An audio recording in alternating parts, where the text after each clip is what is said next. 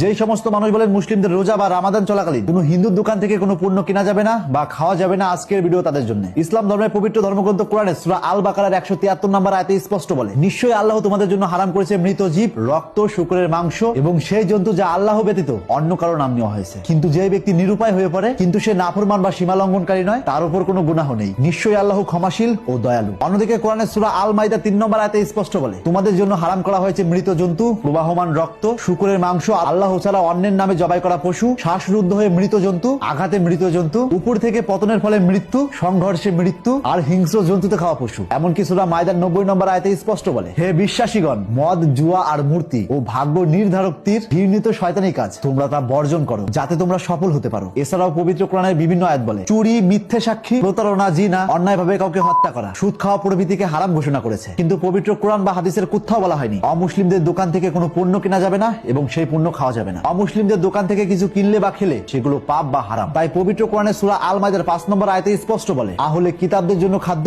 তোমাদের জন্য বৈধ এবং তোমাদের খাদ্য তাদের জন্য বৈধ। অর্থাৎ আপনি হিন্দু বা অমুসলিমদের খাদ্য অনায়াসে খেতে পারবেন যদি সেটা হালাল হয়। এমনকি ইসলাম ধর্মের ধর্মগুরু মুহাম্মদ সাল্লাল্লাহু আলাইহি সাল্লাম নিজেই ইহুদির কাছ থেকে পণ্য কিনতেন। তাই ইসলাম ধর্মের পবিত্র ধর্মগ্রন্থ সহিহ আল বুখারী 2509 নম্বর হাদিসে স্পষ্ট বলে, রাসূল সাল্লাল্লাহু আলাইহি সাল্লাম এক ইহুদির কাছ থেকে বাকিতে জব বা খাদ্যশস্য কিনেছিলেন এবং নিজের লোহার বর্ম বা ঢাল তার কাছে বন্ধক রেখেছিলেন। অর্থাৎ এখান থেকে একদম স্পষ্ট মুসলিম ধর্মগুরু মুহাম্মদ সাল্লাল্লাহু আলাইহি সাল্লাম নিজেই অন্য ধর্মের মানুষের কাছ থেকে পণ্য কিনতেন বা কিনেছিলেন। তার জন্য যদি হারাম না হয় তাহলে আপনার জন্য হারাম হয় কি করে? আর যেই সমস্ত নামধারী মুসলিম সবসময় বলে অন্য ধর্মের মানুষের দোকান থেকে কোনো পণ্য কিনা হারাম, এরা না পড়েছে কোনো কোরআন হাদিস, না মানে মুহাম্মদ সাল্লাল্লাহু আলাইহি সাল্লামকে। আর এরাই ধর্মের মধ্যে আগুন লাগিয়ে বিভেদ সৃষ্টি করে। কারণ আমার বিশ্বাস প্রত্যেকটা ধর্ম তৈরি হয়েছে মানুষের শান্তির জন্য এবং সমস্ত ধর্মের মানুষ মিলেমিশে বসবাস করার জন্য। কিন্তু এই সমাজে এক শ্রেণীর ভণ্ড মানুষ রয়েছে যারা সব সময় ধর্মটাকে বিকৃতিভাবে মানুষের কাছে উপস্থাপনা করে, আর এরাই হলো ধর্মের আসল শত্রু। ভিডিওটি প্রচুর শেয়ার করুন যাতে প্রত্যেকটা মানুষ আসল সত্য জানতে পারে। তাই আজ থেকে চোখ খুলুন আর এরকম ইন্টারেস্টিং ভিডিও প্রতিনিয়ত পাওয়ার জন্য তাপস এক্সপ্লোরার পেজটিতে ফলো দিন।